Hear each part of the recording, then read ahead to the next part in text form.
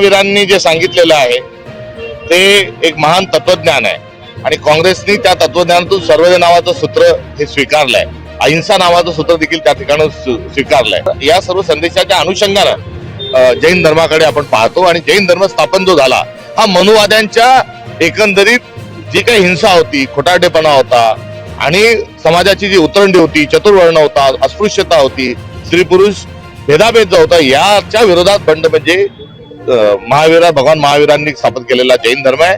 याची देखील या निमित्तानं कुठेतरी आठवण करायची वाटते आणि महावीरांचा जो जैन धर्म आहे त्या जैन धर्माच्या नुसार सर्वांनी पुढे गेलं पाहिजे।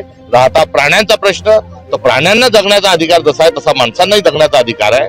त्यामुळे कबुतराच्या विष्ठेमुळे जर माणसं जर मृत्युमुखी पडत असतील तर त्यांचाही विचार हा जरूर केला पाहिजे आणि कबुतरांचाही विचार केला पाहिजे। मात्र मुळात कोल्हापूरच्या हत्तीनीच्या माध्यमातून गेलेली आब्रू देवेंद्र फडणवीस कबुतराकडे वाचवण्याचा हा त्यांचा राजकीय सापळा त्यांनी एक रचलेला आहे। त्यात महाराष्ट्राची जनता, जैन समाज फसणार नाही असा विश्वास व्यक्त करतो आणि या कबुतरांची आणि मुक्या प्राण्यांची दया करत असताना जे मंगलप्रसादजी लोढा साहेब जे आहेत, जे मंत्री आहेत, त्यांनी मुंबईला एक टुमदार एक कबूतर लोढा टावर एक उभं करावं आणि या सगळ्या कबुतरांना जगण्याचा अधिकार प्रदान करावा ही आमची त्यांच्याकडून त्यांच्याशी।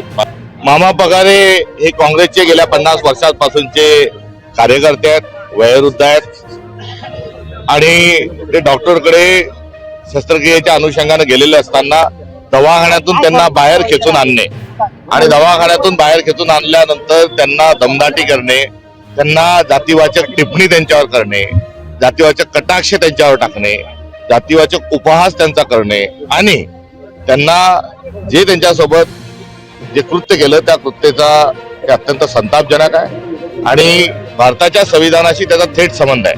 कारण आपले संविधान समता, बंधुता, सामाजिक न्याय एवढंच सांगत नाही तर त्याच्या पलीकडे जाऊन प्रत्येक व्यक्तीची प्रतिष्ठा देखील त्या ठिकाणी ही सांगितलेली आहे। त्यांच्याकडून जे काही कृत्य झालं असेल तर त्या संदर्भामध्ये आपल्याजवळ कायदा आहे, कायद्याच्या अनुषंगाने कारवाई होऊ शकते।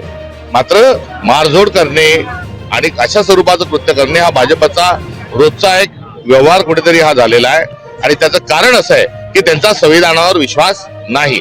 मामा पगारेंच्या पाठीशी काँग्रेस पक्ष आहे, कारण काँग्रेस पक्ष हा कार्यकर्त्यांच्या भरोशावर उभा असणारा पक्ष आहे। मागच्या काळात नेते सोडून गेले तेव्हा आम्ही जे म्हणत होतो काँग्रेसची ताकद काय, तर काँग्रेस हा अधिक उसळून निघेल। जेवढा चेंडू तुम्ही जोरात दाबाल तेवढा तो मोठ्या प्रमाणावर जोरात उसळून वर येतो। तशी